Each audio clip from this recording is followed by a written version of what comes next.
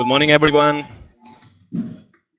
and welcome to Europark webinar. Today we will be holding the webinar Nature and Agriculture, Understanding EU Policy and Delivering Good Practice. My name is Fernando Pinillos. I'm Communications Officer of Europark Federation. Just a brief introduction about our organization. Europark Federation was founded in 1973. And since then, we have been supporting protected area manager work on national parks, on regional and nature parks, on marine protected areas, and on urban and peri-urban parks. As I was explaining, today's webinar is focused on nature and agriculture, and we will be having an overview of the policies that are being implemented in Europe. And I would like to explain you a bit the structure of the webinar. So we will have a quick review of the agenda. First of all, we will have an introduction explaining Europark work on agriculture and other European policies. Europark, as you may know, has an office in Brussels, and our representative, Stefania Petrosillo, will be giving this explanation. Afterwards, it will follow a case study, which will give the overview of the DG Agri perspective, with the title "The Rural Development and the Green Architecture of the Future Common Agricultural Policy." This presentation will be given by Christoph Zulima, his Policy Officer on the Directorate General for Agriculture and Rural Development on the European Commission. Following, we will have a second case study that will give us an overview of the DG Environment perspective with the title "The Birds and Habitats Directive and Nature Action Plan and the Future CAP." This presentation will be given by Jeremy Crespin, Policy Officer of the Directorate General for Environment on the European Commission. And to end with, we will have the implementation perspective, which will be done under the title "Nature Conservation Governance in Latvia, Achievements and Challenges Ahead." The presentation will be done by Juris Jatnieks, Director General of the Nature Conservation Agency in Latvia. Furthermore, I would like to explain you how the webinar system works for those of you that are new to our platform. So, as you will see on your bottom right little window of the screen, you have a chat box. Some of you are already sending greetings. So please write your questions on that chat box throughout during the presentation. Okay, and it is very important that you specify to whom do you address these questions, so we can give them answer in the end of the webinar. Okay, so after all the presentations, we will have this final discussion where all the questions will be answered, or at least as most as we can, depending on the time that the presentations take. And furthermore, all the presentations and this webinar is being recorded, and it will be hosted at Europark website. So please stay tuned on our website. I would like to give the floor now to Stefania Petrosillo.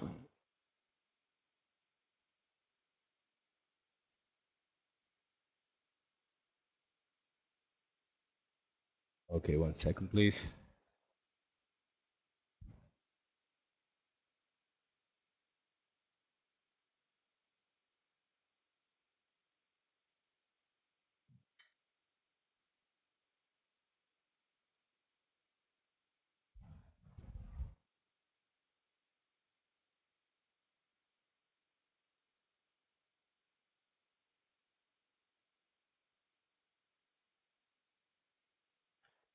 We just need to wait 1 minute until the presentation is loading.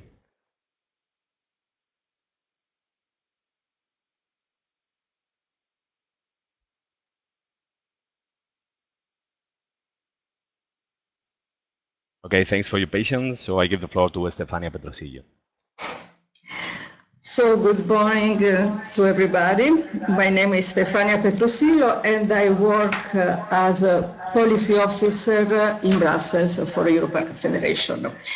I will explain to you today a little bit the work that we do here in Brussels, but also who are the main actors here, the European institutions, because we think that it's important for our work here, but also for you as a citizen, as an expert, manager of protected areas, etc., to understand who are the decision makers here in Brussels or in general in the European Union, and which role have the main actors that we dialogue with. So what we do in Brussels and why we are in Brussels, why Europark has decided to open an office in Brussels, because we consider that many EU policies influence strongly the work of protected areas. Of course, Natura 2000, biodiversity, but also agriculture, regional development, tourism, fisheries, education, health, etc., etc. So many policies that are decided here in Brussels are important for protected areas, but at the same time, protected areas work is very important to implement on the field the EU policies. So the protected areas make a valuable contribution across these EU policies areas. So what Europark does is to create this direct link between the field and the European institution. In some way we say that we try to create a bridge between what happened here and what happened on the field. And we try to represent our member interest, especially to facilitating the exchange of experiences, providing expertise, driving the flow of information from and to our members, and in some way create these occasions as today, the dialogue among protected areas and EU institutions. As I told already, we have a lot of topics that are important for us that we follow here in Brussels, Natura 2000, biodiversity, agriculture, etc. You can read it. And that means, of course, to deal with a lot of actors. The principal, of course, is the European Commission. But what the European Commission does? The European Commission is an European Union institution and is responsible for proposing legislation, spending the budget, overseeing approved legislation, program and expenditure. There are 28 commissioners that are appointed for a 5-year term, but they are dealing not as a representative of their country, but they act on behalf of the whole EU. We, as Europark, we have a special contact with the DG Environment, DG Agriculture, but also Education and Culture, Internal Market, especially about tourism, climate action, maritime affairs, and so on. And one initiative that we organize each year that is very important in the dialogue with the European Commission is our annual seminar dialogue. We invite managers of protected areas and officers from DG ENVI and other DGs to discuss together and to present their different point of view regarding the same topics. Another very important actor is, of course, the European Parliament. The European Parliament has the power to make European laws together with the Council Minister, or the ministers. So the European Parliament is the legislative institution, approves the budget of the European Union, elected the Commission President, and in some way control the work of the Commission. As we know, the European Parliament is elected directly by the citizens. We, as Europark, we work mainly with the Committee on Environment and the Committee of Agriculture and Rural Development. And also we have a lot of contact with the two main intergroups, one about climate change and the other about tourism. But of course, we have a lot of contact, also direct contact with members of European Parliament, political groups, etc. And one important initiative that we organize together with the European Parliament is the annual Charter Award ceremony about tourism, sustainable tourism in protected areas. Of course, I hope that everybody knows that this year we will have the European election of the European Parliament, and I put this slide with the 3 important links that maybe you can follow later to receive more information about this important moment that we will have this year. Another actor important for Europark is the European Committee of Regions. It's another European Union institution, but it's an advisory body. Represents Europe's regional and local authorities, so it's very important, especially for regional protected areas. And this body contributes to the debate of the programs, policies, and laws of the European Union. Then we have the Council. The Council is always something difficult to understand for people that are not in the Brussels environment. So we have, when we speak, usually we speak about the 3 councils that are very different. 2, the European Council and the Council of the European Union, are European Union institutions. The Council of Europe is not an European Union institution, is another international organization. We will see this now. So the European Council is the body who defines the general political direction and priorities of the European Union. It is composed by heads of states, of governments of the EU countries.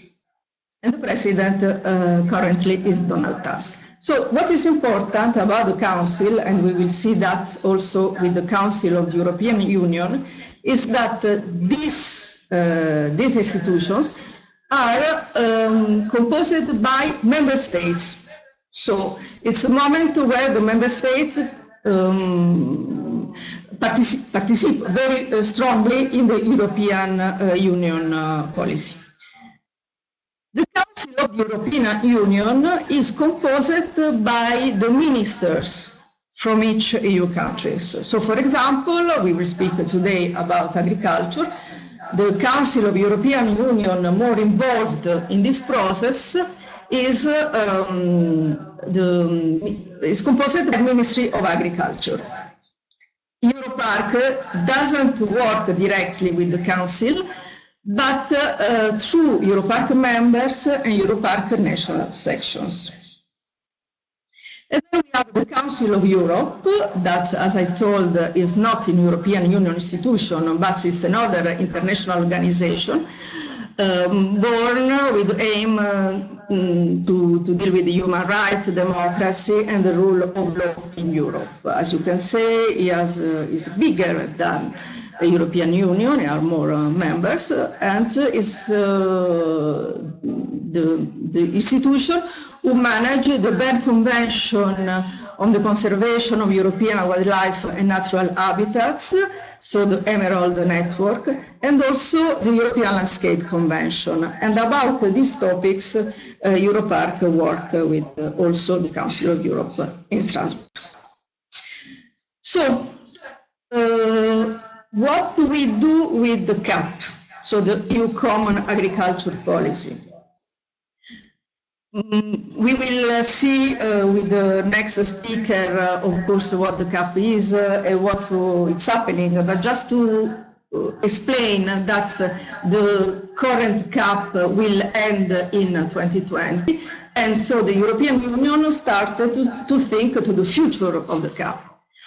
So the European Commission proposed the new law, because we already said that the European Commission is the institution who proposed the new law, and the Council of the European Union, so especially the Ministry of Agriculture, but not only them, and the European Parliament are now debating the European Commission proposal And we will have very soon probably the vote and so on. So the process, of course, is very complex. The slide study is very simple, but the idea is that maybe we will have the new CAP approval this year, if everything going well, because as we will have the European election in May, if the process will be not end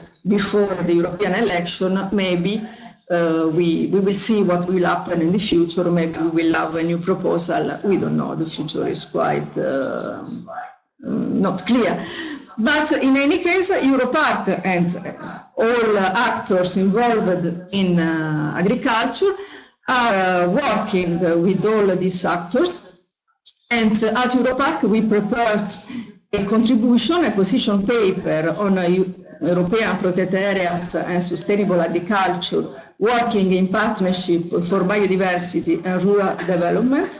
And we propose in all workshop, platform, working groups, etc., our key ideas about agriculture in protected areas. And the key idea is that protected areas and farmers can be allied, can work together for common solution. We have a lot of good examples. People always know about conflict, but we are aware how many good examples there are in protected areas of good partnership. And what we ask to the CAP is to promote, support, and award this positive partnership. So this is for my site. Here you have the link to look for more information about what we do in Brussels. And I leave the floor now to Mr. Christophe Solima from DG Agri, who will present more in details about the CAP. Thank you very much.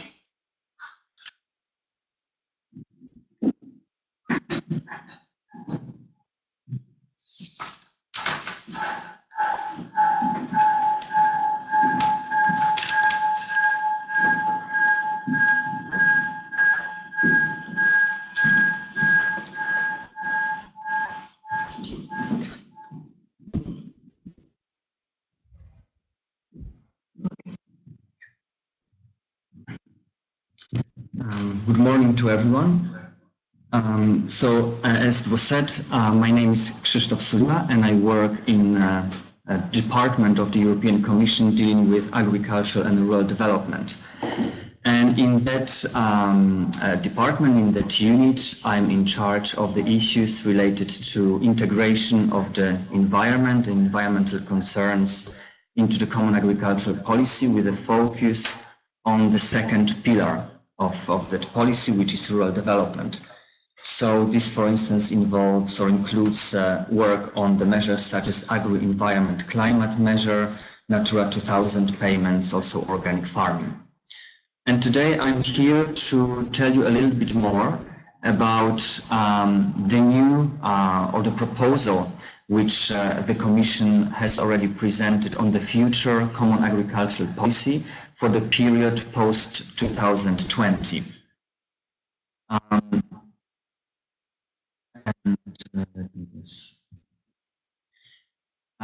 So you might wonder why actually the common agricultural policy includes environmental elements, why the policy addresses the issue related to climate change and so on. This is because the links between agricultural farming practices and their impact on environment is obviously very strong. This impact might be positive because it has created the specific landscape which we have in Europe, in European Union, but it can also be negative. And this is, for instance, a result of the very intensive farming practices, the use of pesticides or fertilizers, and impact on water, soil, or biodiversity. So that is why every time we in the Commission remodel or renew the policy, we always look at the environmental and climate related challenges as one of the most important challenges which the common agricultural policy has to address. And in the current programming period, which is 2014-2020, we have established 6 main priorities or objectives for rural development, for European funds for rural development, and you can see them on this slide. These priorities, they cover very diversified issues and subjects, which are all, however, important for the development of rural areas and countryside in general.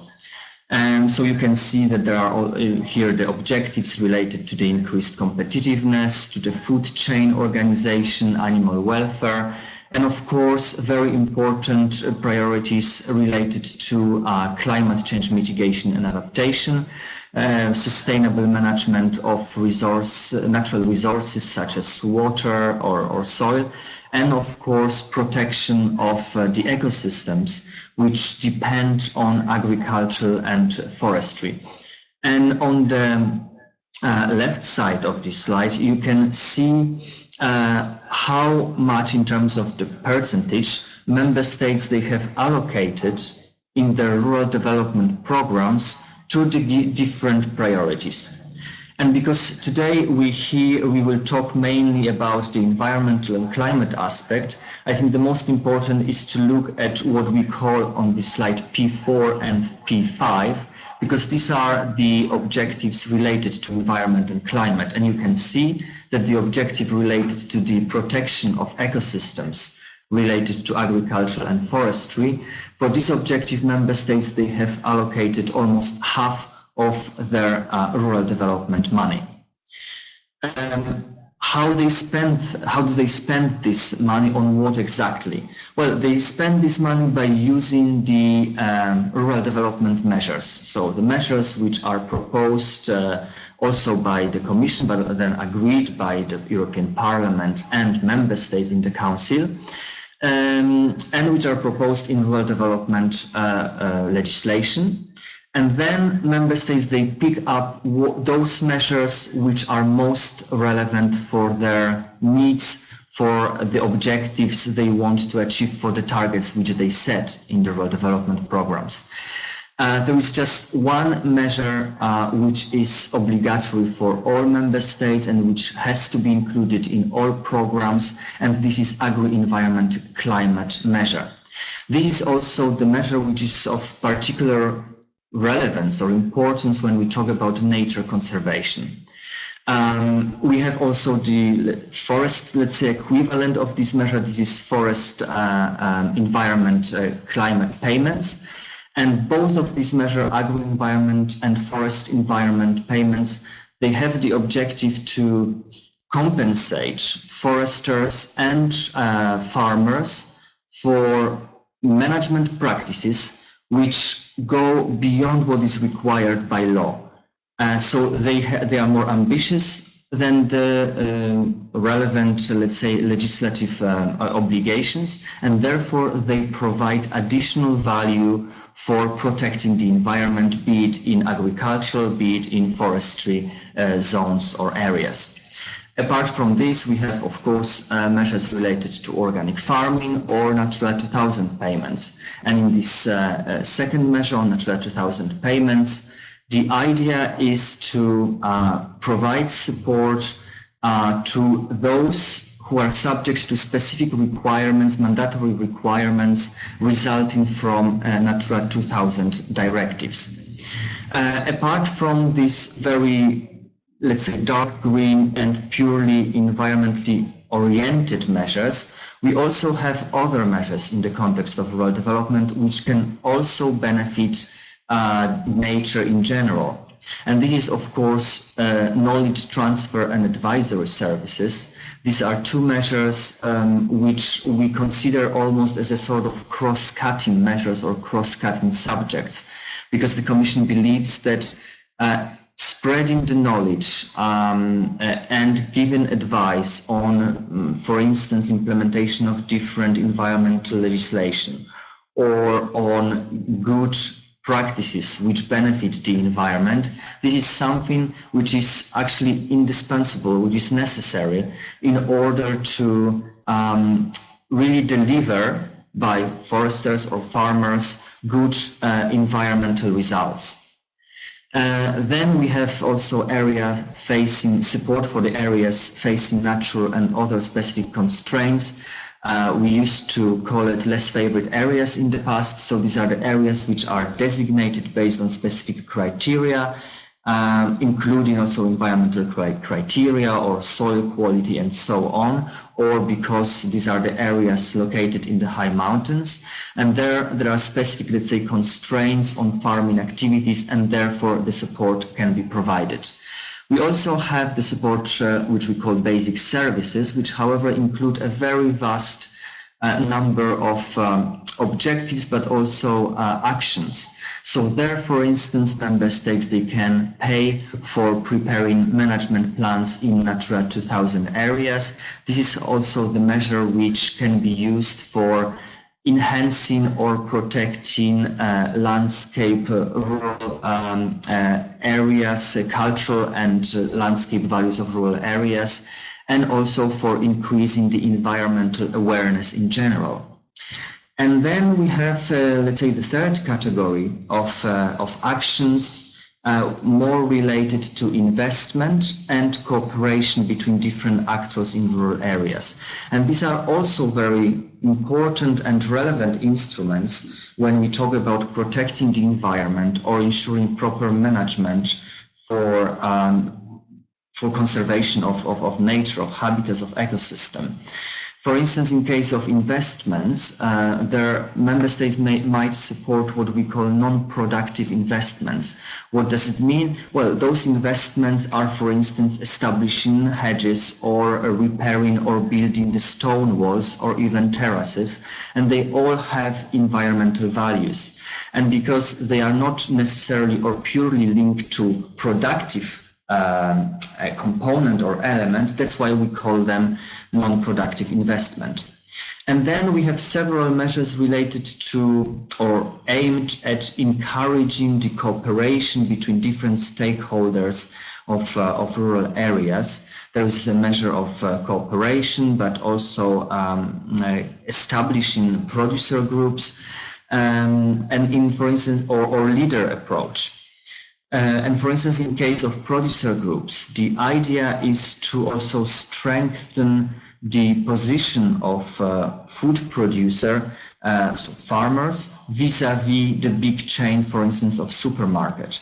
But producer groups also can provide support for preparing the products for the market or supporting some marketing activities. And even if I said in the beginning that these are the measures which are part of the current legal framework for rural development, I spent so much time talking about them because actually you will see that most of these, if not all of these actions or activities can also be done in the context of the future CAP. I will come back to this a bit later. So now let us move to the CAP, Common Agricultural Policy, the new Common Agricultural Policy for the period after 2020. As previous speaker has said, the discussions are ongoing between all co-legislators. So my presentation today is based on what the Commission has proposed and included in its proposal for the future CAP, with a particular focus again on rural development. So here you can see the 9 specific objectives. So 9 specific objectives, what does it mean? These are, let's say, the main objectives which member states should target in their future common agricultural policy plans.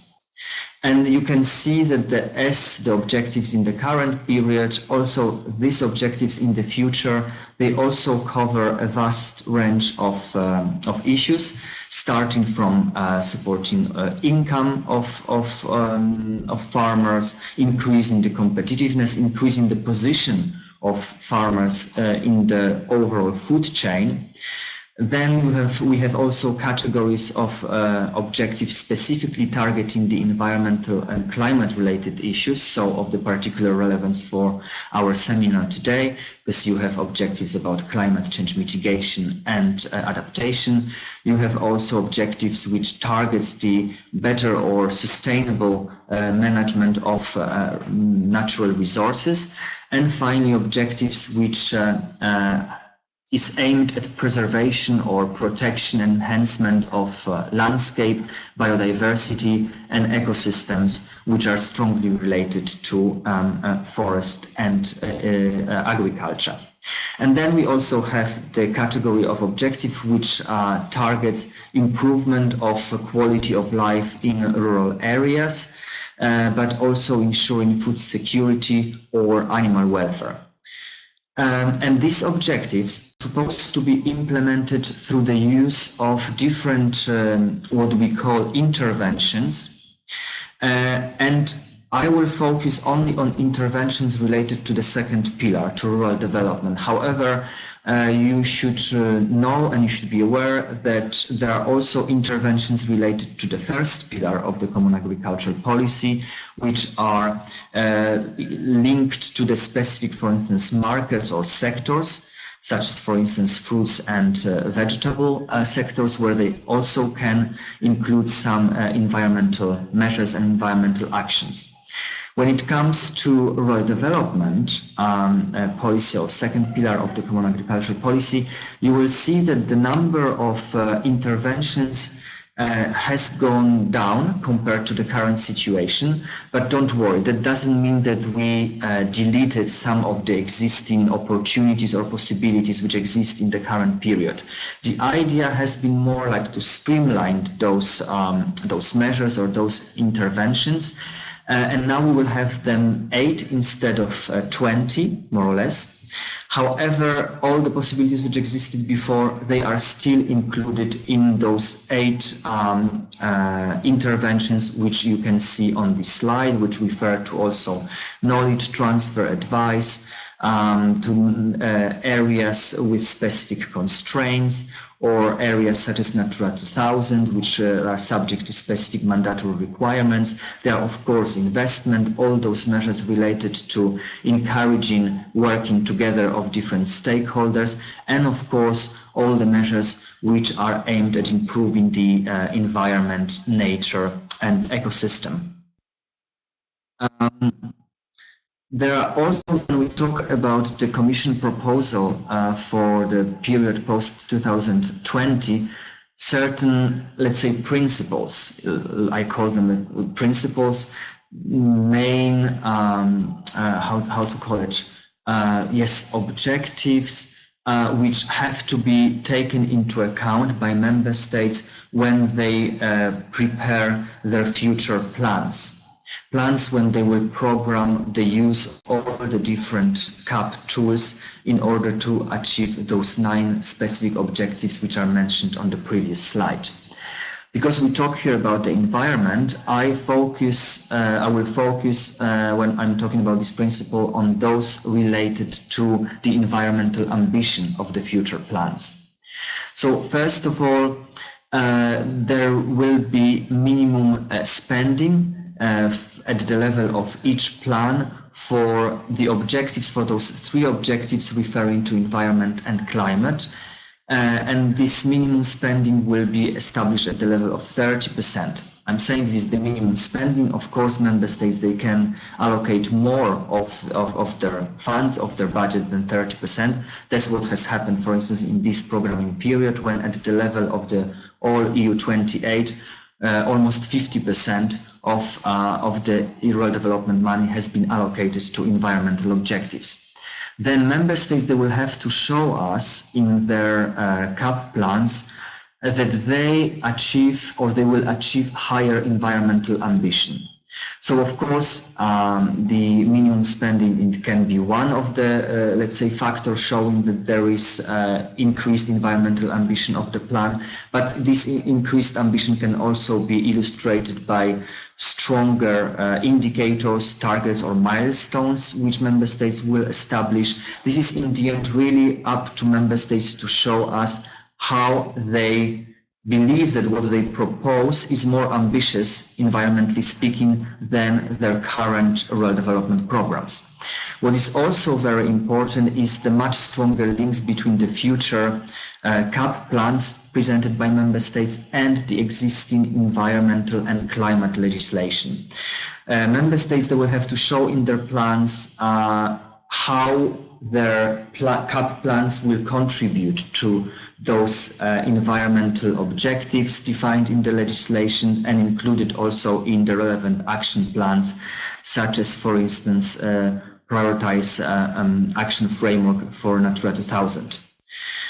What is very relevant, and I think it's also very important for you, is that the Commission in its proposal strengthen the aspect of the obligatory involvement of different stakeholders in preparing but also implementing the future CAP plans, which means that, for instance, relevant environmental and climate authorities, they have to be involved by the authorities which are in charge of the plans when it comes to designing the future plans, when it comes to designing the future measures or interventions. And what is important, of course, when we talk about the usefulness of the future CAP for nature conservation is what we call the green architecture. And the green architecture, it's this actually, what you can see on this slide, starting from the very bottom when you see enhanced conditionality box. Enhanced conditionality, this is nothing else but current cross-compliance, but reinforced, strengthened compared to the current cross-compliance, because certain environmental related legislation, such as rules related to Water Framework Directive or sustainable use of pesticides, are now added to this conditionality. And there are also some new GAEX, for instance, the rule that the minimum area of at farm has to be allocated to certain landscape features. So this will be the basis which is mandatory for all beneficiaries of direct payments and also beneficiaries of area-based support in rural development. And on the top of this basis, we will have two instruments. One is, you can see it on the left side of the slide, is EcoScheme. EcoScheme, these are, let's say, farming practices which are supposed to be beneficial for environment and climate. They will be financed in the context of the first pillar. On the right side, on the equal level, you see environment and climate management commitment. So these are different commitments, including, for instance, agro-environment climate commitments, but also organic farming, afforestation, and even animal welfare.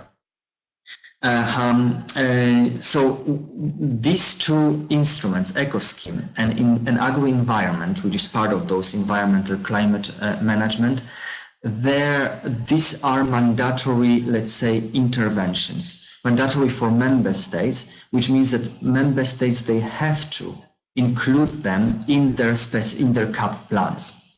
However, when it comes to beneficiaries such as farmers or other land managers, these interventions remain voluntary for them.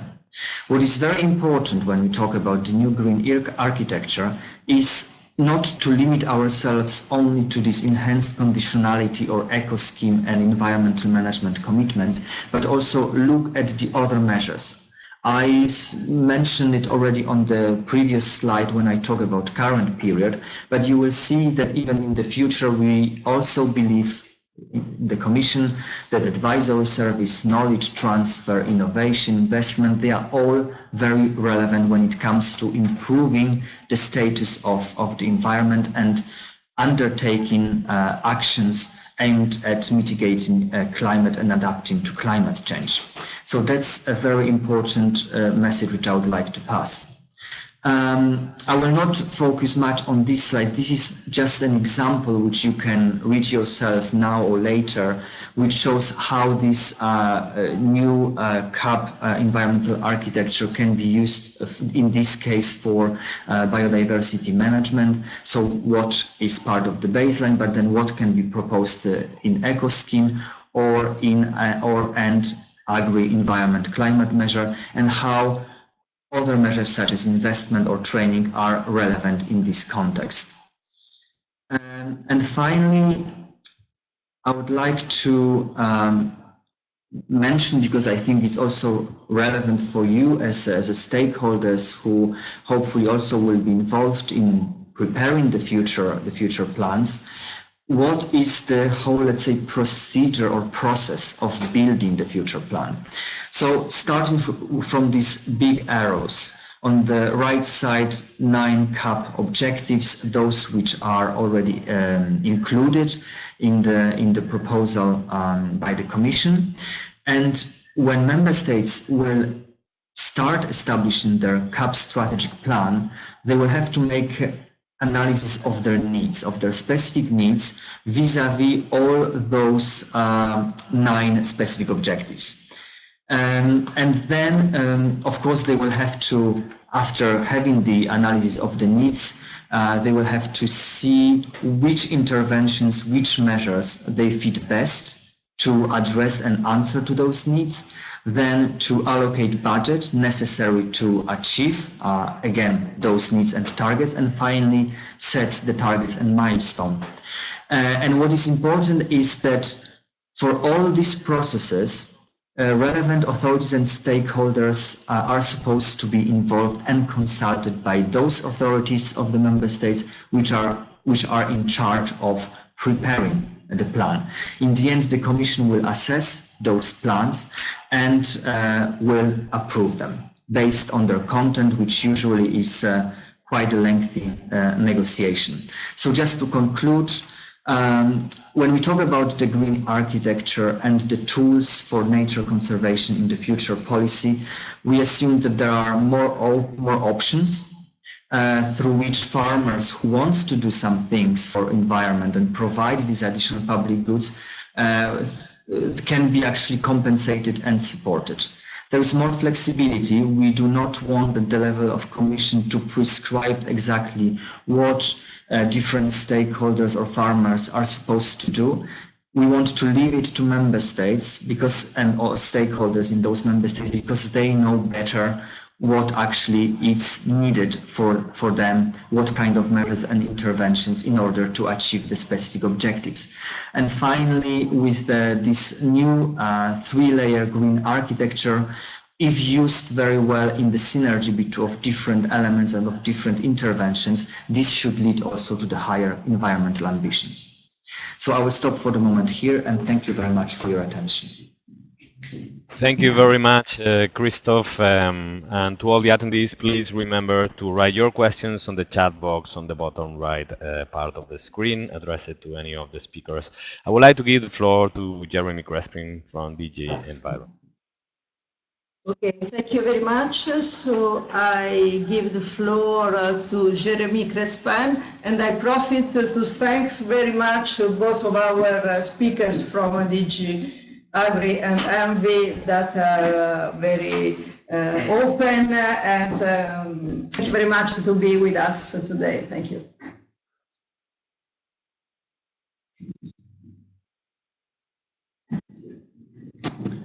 Good morning, ladies and gentlemen. I also thank Europarc for having organized this seminar, which is an opportunity for us to have a link with people implementing the measure on the ground.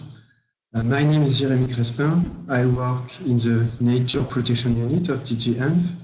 We are in charge of the implementation of the Nature Directive And the Common Agricultural Policy is the main funding source, main instrument that supports this implementation. I would also like to thank all park managers, all of you for your contribution on the ground for the implementation of the nature legislation. So it's very crucial that you are there to make things happen on the ground. My presentation will just focus on key facts on to realize the importance of agriculture sector for implementation of the nature legislation.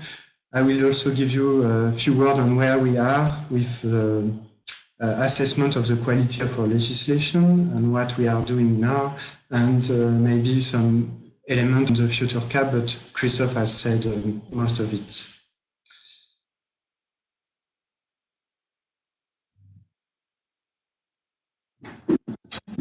Just a moment, please.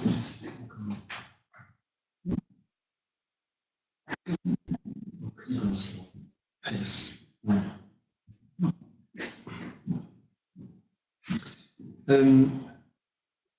Just to inform you where we are, so the Natura 2000 network, which is the core of the implementation of the nature legislation, is based on two directives, Habitat Directive, Bird Directive. We are now at the stage, so for terrestrial area, which are most relevant, we are relevant for agriculture, where the network is almost fully complete. However, we still need to establish conservation measures for some of the sites and management plans of the sites, and that's where we are. In 2017, we assessed that we had about 2/3 of sites with Natura 2000 management plan or equivalent instrument, and we aim for 2020 to have 100%. This is a key priority for us, the establishment of conservation measures. So we encourage member states and managers to finalize this conservation measure, which are important in order to plan properly the measure on the ground and to also then affect the proper agri-environmental measures which are needed to achieve those objectives.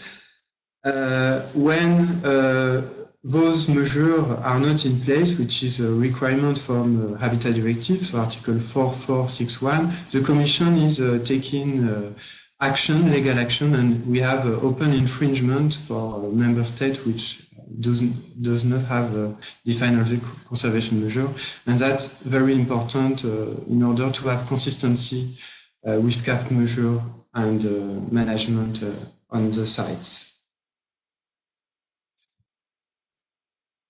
Some key elements to give you the importance to situate Bird and Habitat Directive and agriculture. Why is it so important? Under the Habitat Directive, we cover 57 farmland habitats types, so mostly grassland, but also some woodlands, heathland, and some wetlands. So this is quite relevant in comparison to the total of habitats that are about 200. But there are also 193 species associated with agroecosystem, so species which are not birds, because those other species are covered by the Bird Directive. So this agricultural type related species and habitat are very relevant for the implementation of our legislation. Then when we zoom on the Bird Directive, we work on this category on the mass mapping of agri-ecosystem service. And we have 78 birds associated with croplands, 75 with grassland from the 500 birds that are covered by the Bird Directive. So that's quite significant. When you see things from another angle, agroecosystem represent nearly 40% of the total area of Natura 2000. So if we have a proper measure to implement the network on agriculture, we already cover 40% of Natura 2000 sites. And the other way around, the whole agricultural land is made by 10% which are Natura 2000 sites. So for the CAP, also having good conservation measure Natura 2000 sites is already covering 10% of agricultural land. We can zoom now on your barometer, so the state of nature, which is give you the indication of the state of grassland ecosystem and cropland ecosystem.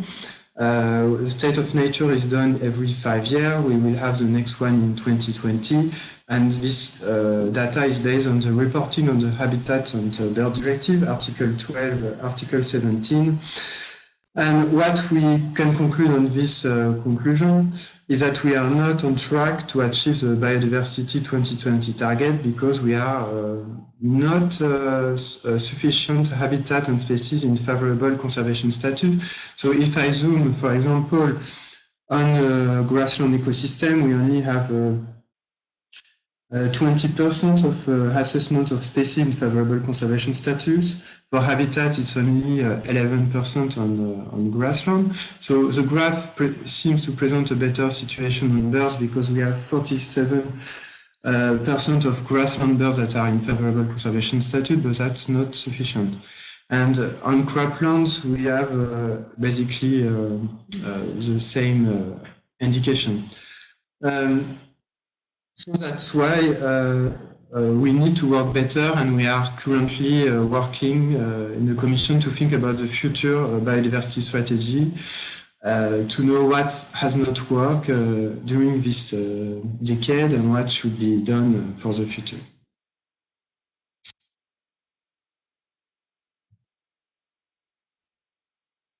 One very important element that you have to know is that the Bird and Habitat Directive are all directive, and this Commission has done an assessment of the fitness of the directive. We were wondering, because they are all directive, the Bird Directive from 79 and Habitat Directive from 92, whether they are fit for purpose, for their purpose. So that was done under this Commission under the better regulation process. And we have an extensive evaluation, and we concluded finally that in 2016 that we will not reopen the directive, that we will not change the legislation and also not change the annex, and the system is fit for purpose, but the main problem is the implementation. That's why we have this horizontal action on improving implementation. And if we zoom on farming system, there are the ecosystems that are among the showing the most unfavorable conservation status together with the coastal ecosystem.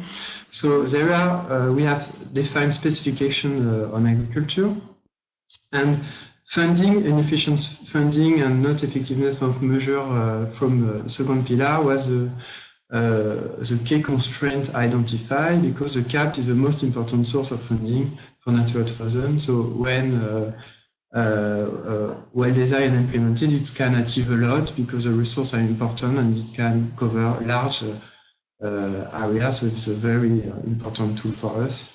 This fitness check concludes that we need to make better effort, and we have defined to address this issue the action plan for nature of the economy. Is an action plan approved in 2017 that lasts for 2 years until 2019, and it addresses the conclusion of the fitness check. I will not detail all the measures of the action plan, but just mention some of the very relevant action for you as park managers that would be for you for interest. This nature action plan focuses on 4 main priorities. First, to encourage better implementation of the legislation, then improving knowledge, for example, by issuing guidance, translating into several languages, provide better information. Since we have specific action on funding and work on prioritization framework and communication. So, for example, what would be important for you under Action 3, we have a specific action to promote use of alternative information and citizen science.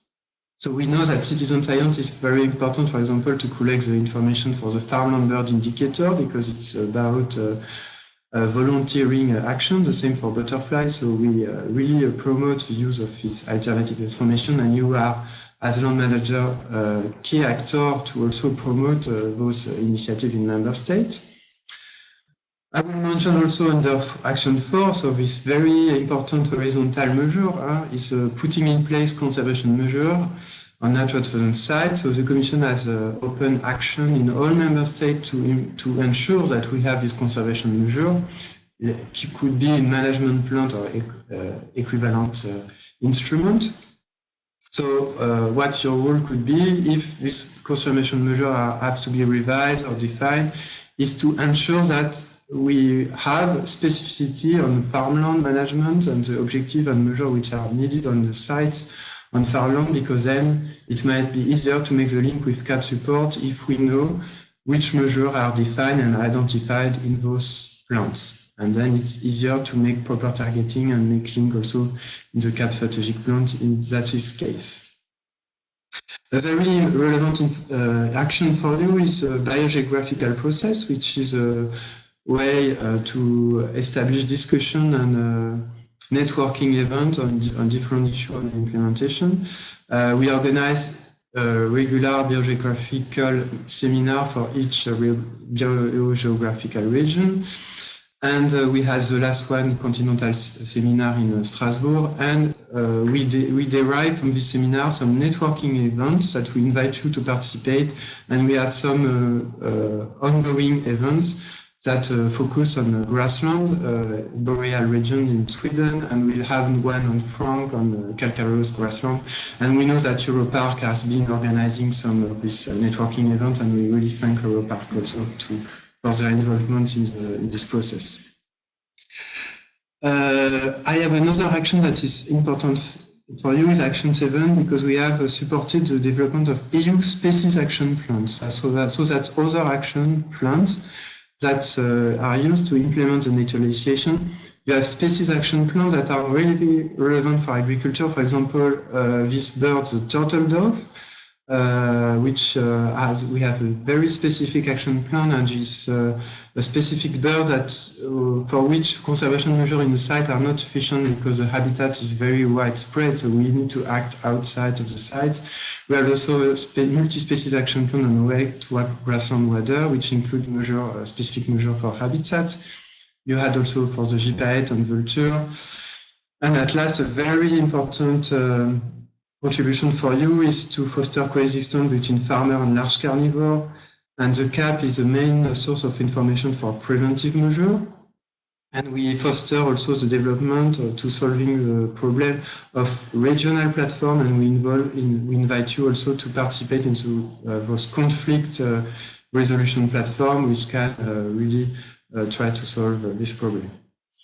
As regards funding, so we come to the last action on funding. You have the Action 8 on updating the prioritized action framework, which are a strategic planning tool which will assess the funding needs for Natura 2000 and the wider green infrastructure and indicate the necessary conservation measure.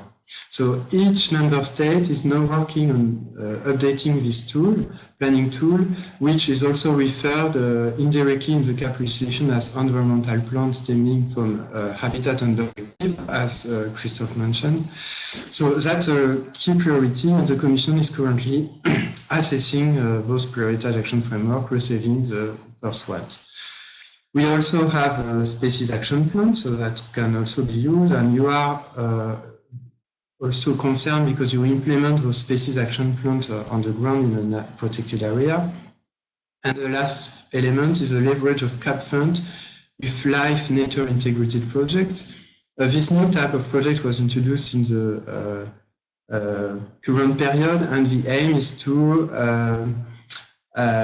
use other funds from the mainstreaming, so from CAP, but also from regional funds, to multiply the funds allocated to the realization of those projects, which are kind of institutional project, not traditional life project, but really for building ownership, for using for monitoring, reporting, or for building animation and building some networking. So you are particularly concerned, and I'm sure you are involved with some of the current life in nature integrated projects. And we want to strengthen those in the future with the SNAP, Strategic Nature Project, with a dedicated envelope, and to make this approach more bigger. We have listened to the call for the dedicated nature fund, but finally we concluded that mainstreaming was still the best, more efficient way of dealing with funding for nature. So the Commission did not propose a specific nature fund. However, we will use a strategic nature project in the future. At last, the last action on the synergy with CAP, foster full and effective use of funds and develop a result-based payment scheme, a very innovative approach that already exists, but that we want to further promote, and also support training, awareness raising. So that was basically all. I had the last slide on the link between the post-CAP and nature legislation, but Christophe has more or less mentioned this.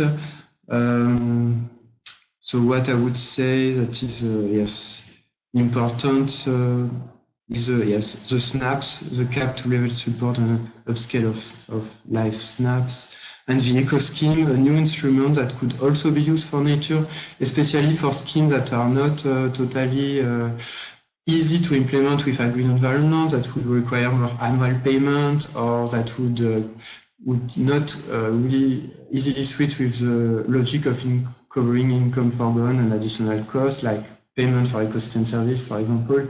This kind of tool could be useful. So any idea on how to use this tool is very welcome. We are Commission is only brainstorming now, and we see that very valuable tool also for nature. So my last slide is about giving you useful links from all those presentations that you can use, and some of them are translated in different languages. Unfortunately, not all. But now with modern tools, it's easy to translate to be able to use it in your member state. Thank you very much for your attention.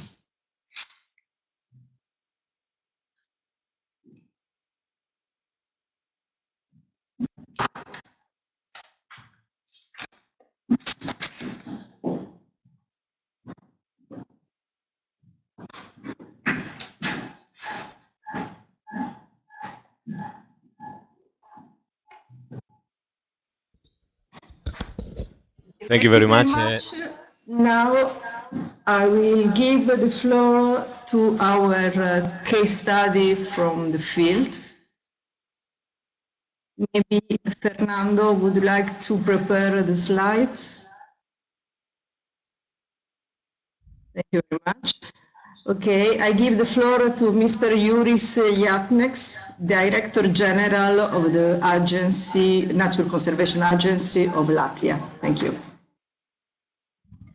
Hello, ladies and gentlemen.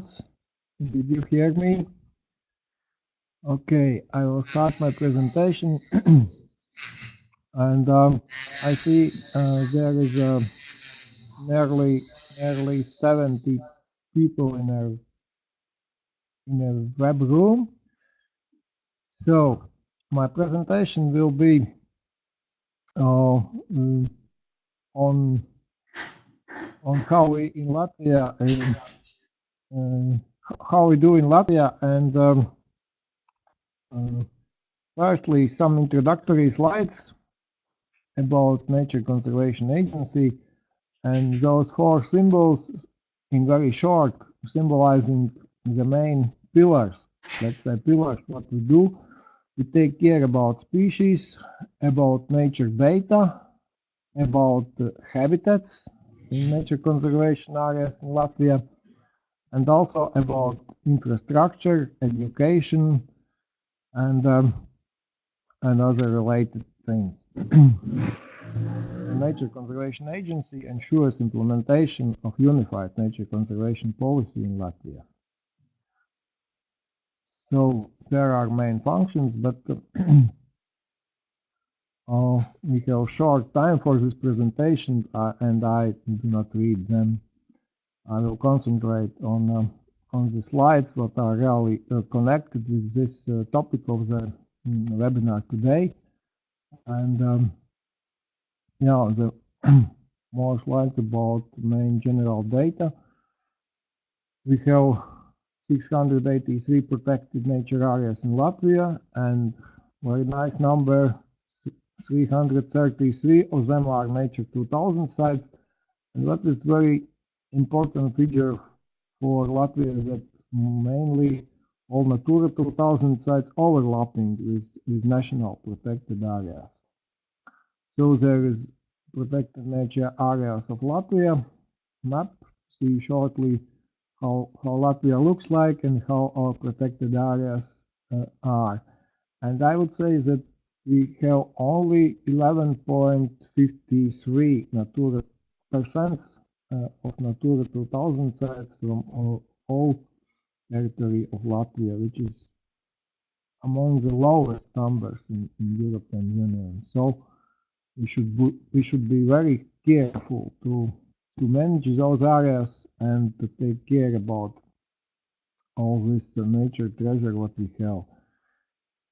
So this is also another diagram how of nature areas of Latvia, and there is some administration of management of protected areas. What we do actually, in very short words, we do nearly anything and everything what is necessary to protect and to sustain the habitats in Latvia, and grassland habitats, freshwater habitats, and also wetland habitats and forests, practically all habitats what we have.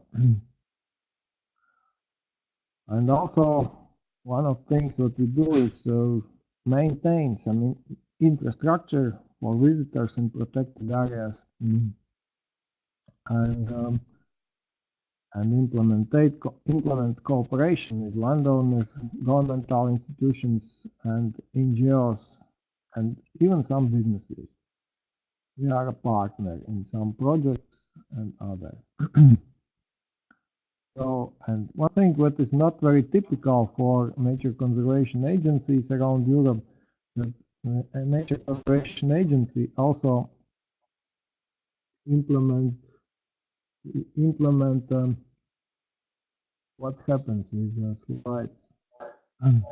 I lost them. I lost the slides. Okay, we are back.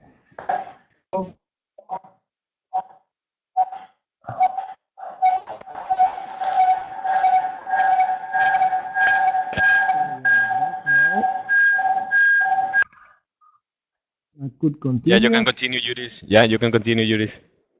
This presentation. So, also Nature Conservation Agency implements the CITES Convention, which is quite different from other nature conservation agencies. What happened there? So, yeah, this is about infrastructure, and we speak later about other things that we have in Nature Conservation Agency.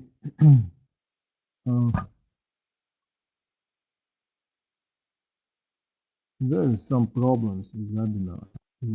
Okay. Juris, you can use the arrows to scroll the presentation up and down if you prefer. Yes, I do so. But something strange appears. Okay, let's continue with communication and awareness. What we do in our Nature Conservation Agency, and this is a nature concert hall. What is very important thing. The Nature Concert Hall is awarded by European Commission as the best project of the year 2016 for education and implementation. So, even the President of Latvia is a patron of the Nature Concert Hall, and we are very proud of this event, because this event is really connected with is nature education, nature conservation, and very widely accepted by general public. And also politicians, ministers, parliamentarians who attend nature concert hall. And now, this is the object on which I would like to concentrate and underline as a good result of management of protected areas in Latvia. And this is the National Conservation and Management Program for Natura 2000 sites in Latvia for the time period from last year up to the 2030. And this is prioritized list of management measures for all terrestrial Natura 2000 sites, what we have. And this is a really very good follow-up from National PAF from 2012, setting locations, the scale, and all priorities of habitat management measures that should be implemented in each of Natura 2000 sites in Latvia. And how we will use the current nature conservation and management program. And yeah, this is setting priorities for detailed management action planning of each Natura 2000 site. If we start to develop the management plan for each Natura 2000 site, the main basic document is the National Conservation and Management Program. And also, when you're setting priority actions for habitat management, granted from cohesion funds, from structural funds, from other projects, and also from priorities for strategy of our institution and yearly action plans, we are also basing on National Conservation and Management Program. And this program was developed by LIFE project, and this was very successful and good LIFE project ending last year. And yeah, it was also we got congratulations from our Minister of Environment as the most important LIFE project, governmental LIFE project in Latvia. So, and the second thing is we have protected habitat management guidelines for Latvia. The guidelines are like encyclopedia, this is published as a set of 6 handbooks, quite big, and from those handbooks we could very much know how to do the things, how to what's going on there, how to implement the measures in the right way, how to do the good management of habitats. And the guidelines are absolutely the largest books of in the past 100 years in Latvia, and we're absolutely proud of them. That this is actually published in English also, and you can find them in Nature Conservation Agency webpage, homepage, and and this is also a very important thing. And the second, what I would like to underline, that cross-sectoral synergies, what are actually very important in the light of this webinar, that actually all the guidelines for management of habitats, creating national level synergies between sectors. And for example, coastal habitat management guidelines are in a synergic connection with the national long-term thematic plan for the coastal area of the Baltic Sea in Latvia. And also cross-sectoral synergies concerning freshwater habitats are very important. But the main tool what I would like to underline is guidelines for management of grassland habitats. because those guidelines are accepted by the Ministry of Agriculture as official handbook for all farmers and land managers in Latvia to receive support payments according to Rural Development Program of Latvia. It's very important, really very important synergy, because all farmers have to pass obligatory 16 hours practical course, practical training on a field according guidelines developed by Nature Conservation Agency and by this LIFE project, by NAT program LIFE project, and yeah, and they should have a certificate. They should get certificate to qualify for support payments from second pillar. So this is, I would like to say, very important and very good synergy between our Nature Conservation Agency and Ministry of Environment and Ministry of Agriculture. Cross-sectoral synergy, I would say it's very important, and it's national level synergy. And also we have in Nature Conservation Agency biodiversity monitoring system, and we would like to underline that nearly all organisms are included, and synergic actions are established between different monitoring programs. Freshwater habitat, biodiversity, and water quality monitoring, as well as others. Biodiversity monitoring is a tool to evaluate efficiency and benefits from the measures of agro-environmental support schemes, what is very important actually to evaluate how good they are and how to improve them for the next planning period. Yeah, and there are some threats, of course, and challenges. The forestry sector are going to start their own forest biodiversity monitoring, and actually we would like to underline that pressure from forestry sector is quite strong. And also we have Nature Conservation Agency national certification system of nature conservation experts, and this is also very important to keep the quality, to keep responsibility of experts, and this is very important to evaluate nature quality in Latvia.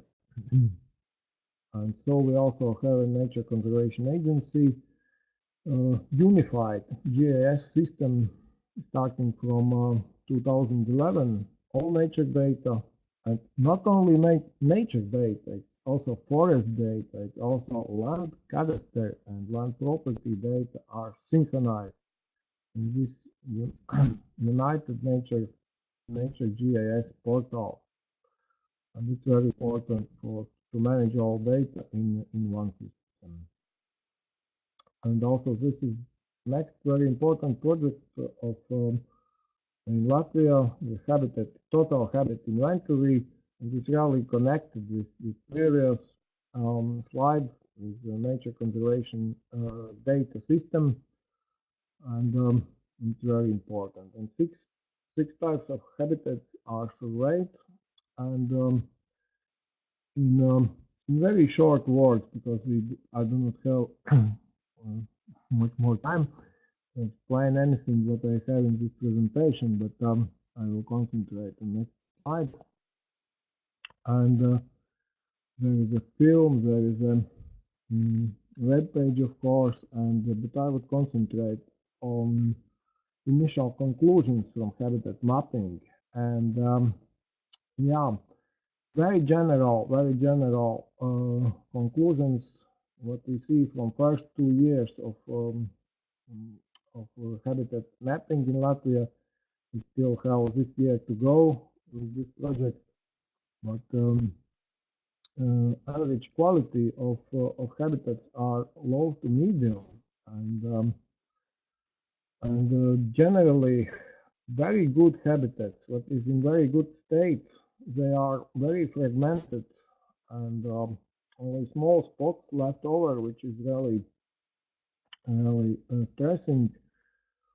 And yeah, and also we found anthropogenic pollution in cave habitats, which is in Latvia. You know, there are not many cave habitats, and anyway, some of them are polluted,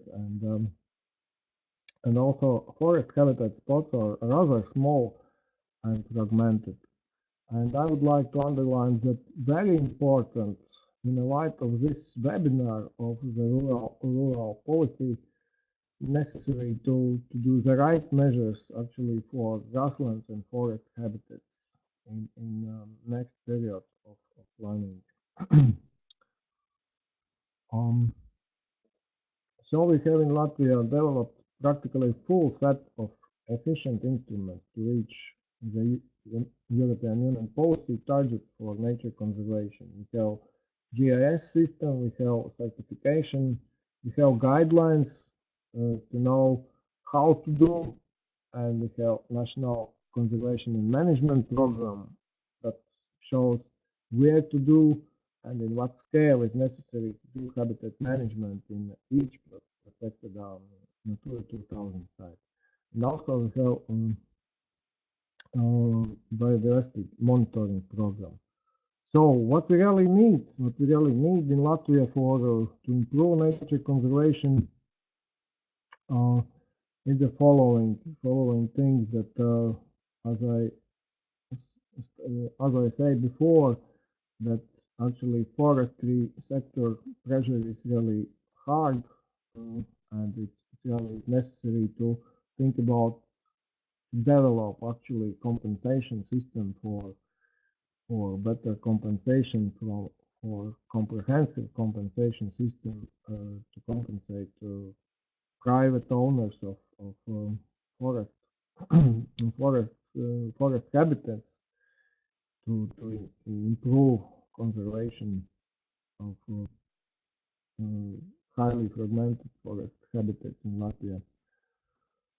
And also policy level support is really necessary, and as it was already mentioned during the current session from OECD mission in Latvia, that actually the policy support should be raised actually, and it's very important to save and to conserve nature values in Latvia. So yeah, and speaking about common agricultural policy, that we have experienced that in this period of planning European Union, we recognize that actually payments from first pillar is not in balance with rural development needs, and actually the second pillar payments sometimes also supporting first pillar actions, and this is very important to control or to correct this in the next period of planning. And in this period, we recognize also that national agricultural policy is orientated mainly to intensification. So the main part of support is sometimes redirected to large industrial farms, and actually this rural development needs are somewhere in the second floor, I would say.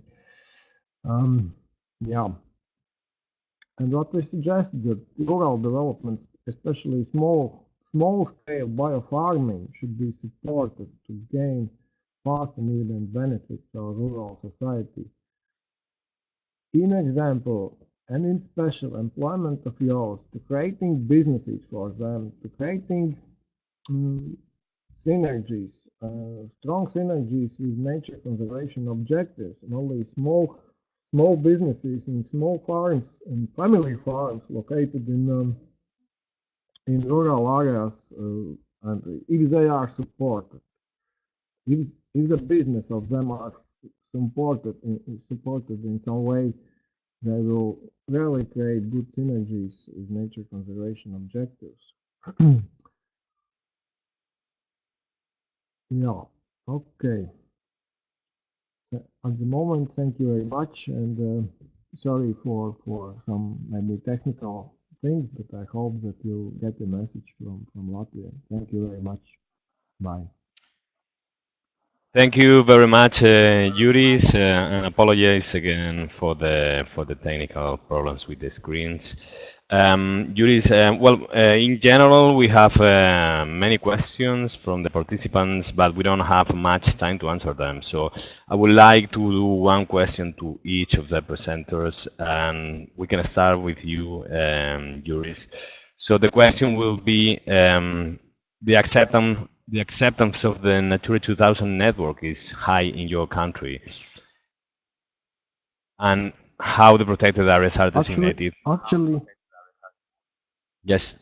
Actually, yes. Acceptance from general public is very high, but actually acceptance from maybe from politics and industry level is a little bit lacking. Okay, and this is a double question. So Carmen would like to know if protected areas are designated on public or on private lands in general. Yes, in general, protected areas are designed on public and also on private lands. Speaking about forests, mainly forests are on public lands, on governmental lands, and but also on private lands. Yeah, many protected areas in Latvia are designated on private lands also. Okay, thank you very much, Juris. I would like to address one question to Christoph Sulima from the Agri. Christoph, can you hear me? Yes, 1 second, 1 second. Yes.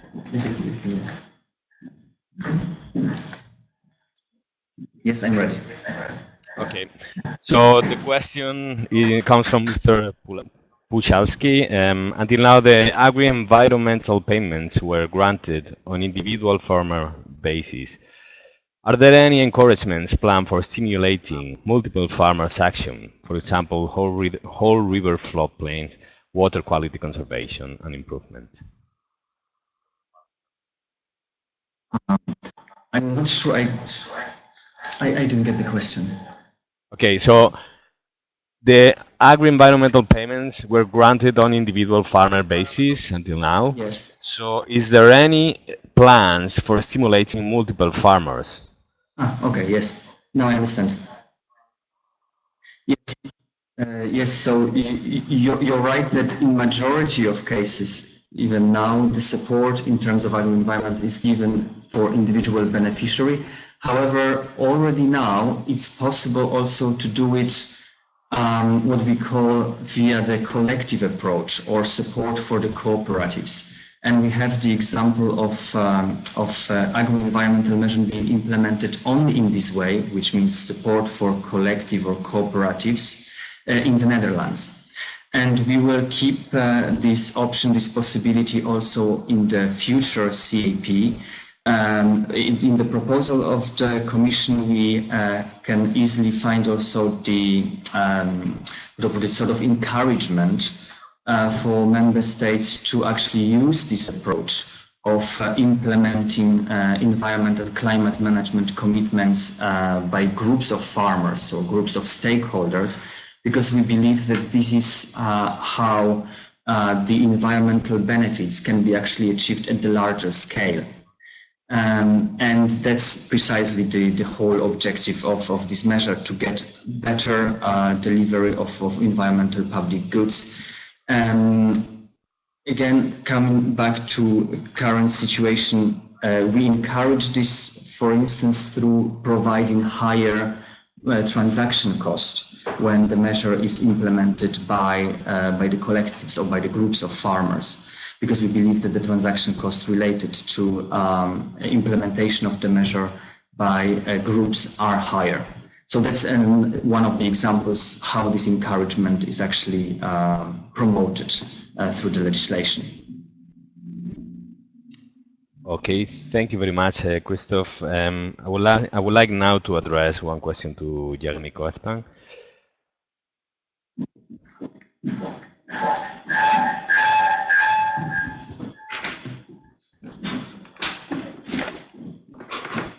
Yes, I'm listening to you. Okay. The question is, if 80% of funds that are dedicated to biodiversity in the European Union come from the CAP, it would be expected, the question that asks, would expect more action and contribution from DG Environment, as CAP money is the main financer. Member States need guidance, and advices on how to implement the new green architecture of the CAP. The question is, in this framework, can this support be expected from DG Environment? Yes, a very important document we have is a guidance on farming and natural thousands. I have given it into the link in my last slide. But our intention is, of course, to update this document as soon as a new CAP is more defined, in order to proper guide member states, but also planner on the implementation and design of specific measures. So, for example, for the new eco scheme, we need to update this guidance, and it should also reflect the new architecture.